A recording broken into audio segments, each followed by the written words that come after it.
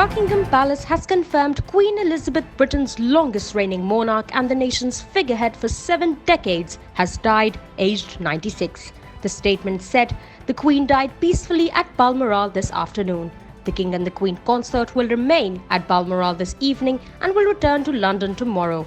Her eldest son Charles automatically becomes King of the United Kingdom and the head of a state of 14 other realms, including Australia, Canada and New Zealand.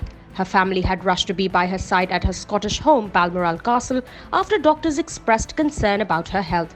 She had been suffering from what Buckingham Palace has called episodic mobility problems since the end of last year, forcing her to withdraw from nearly all her public engagements. Queen Elizabeth II, who was also the world's oldest and longest-serving head of state, came to the throne following the death of her father King George VI on February 6, 1952, when she was just 25.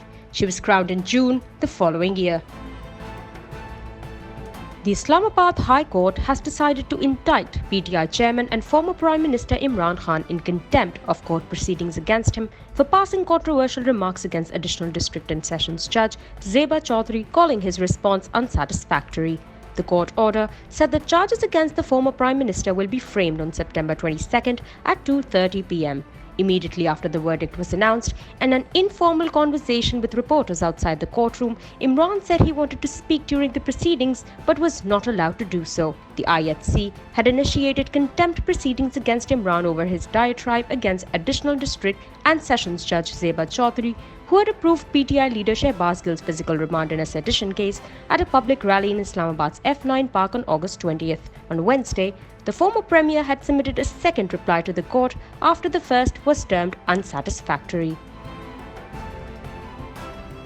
Evacuations continued in parts of Sindh today as authorities scrambled to plug a breach in main Nara Valley drain to prevent gushing water from reaching Dadu city. A breach had occurred at the drain at RD10 on Tuesday. Initially, it was expected that allowing the outflow of water from the drain would mitigate the risk of flooding in Dadu and Jamshoro districts.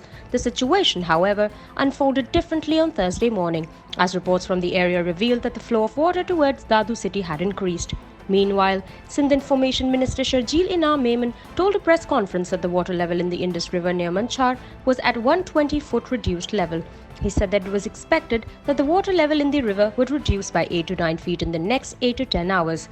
According to the National Disaster Management Authority, 12 people have died due to floods across the country over the past 24 hours, taking the death toll since June 14th to 1,355. The Election Commission of Pakistan has postponed by-elections on 10 National Assembly seats scheduled for September 11th and September 25th, citing the unavailability of security personnel in the wake of catastrophic floods across the country. The ECP statement noted that all the security agencies in the country, including the police, Rangers and Army, were busy in relief and rescue operations. The decision was taken in an important meeting presided over by Chief Election Commissioner Sikandar Sultan Raja.